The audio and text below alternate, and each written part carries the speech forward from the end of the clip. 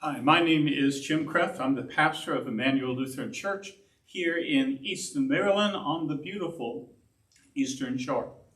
We're getting set to do a live stream of our Sunday morning adult Bible class beginning tomorrow, October 11th. Our class runs from 9:45 until 10:45. During that time, we'll be here in the fellowship hall. You can see a little bit of it around me.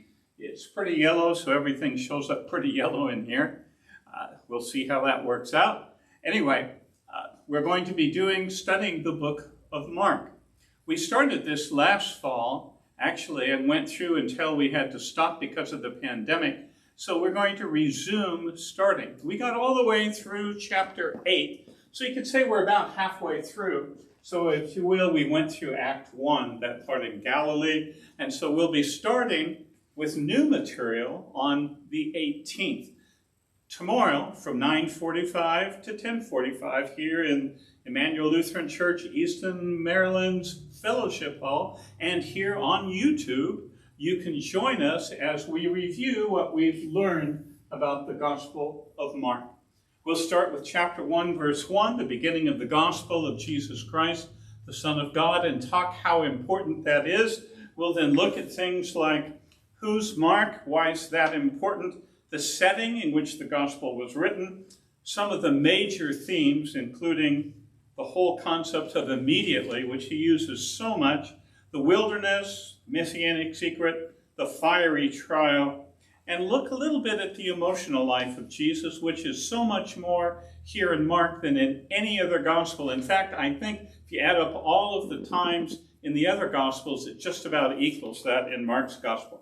And we'll look a little bit at Mark's voice and encourage you to look at the differences between the texts and think about why Mark put certain parts in and didn't put other parts in. Finally, we'll look at some of the texts that we looked at. A few of them, we can't look at them all because we don't have time, obviously, and we did that in great detail before. Anyway, that's what we'll be doing starting tomorrow, October 11th from 9:45 until 10:45. You're invited to join us either here in the building, down in the fellowship hall, or on YouTube live. It appears to be working okay right now, so hopefully it will work okay tomorrow when we try. If we have trouble, we record it also, and we'll take that file and put it up if need be. We also have plans to get it over to Facebook. We may move to Facebook. We'll have to see how things go. But we're starting here. We think our target audience, the people that have attended in class in the past, who won't be able to attend because of the pandemic, we think this would be easier for them to find us. So we'll find out how it works. So join us to learn more about Mark, and join us as we learn how to do this whole thing with Facebook and YouTube and all of that as we try to live stream. In case you're interested, we're working on getting materials together for live streaming our Sunday morning worship services.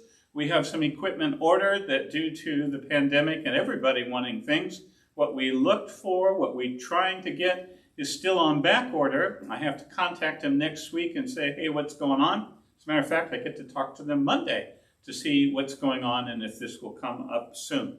So that's where we're at. Oh, I should say, we have been making a special video service usually midweek. We weren't able to do it this last week since my wife Cindy and I just got back from our spiritual retreat vacation and didn't have time with all the getting used to, getting back to things.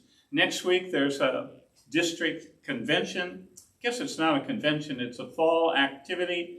And so I will be on the internet watching it just like the kids go to school. I get to go to our big fall event via Zoom. So we'll be doing that. So it'll be a couple of weeks and we'll get back to putting our services, our video recorded services up as well.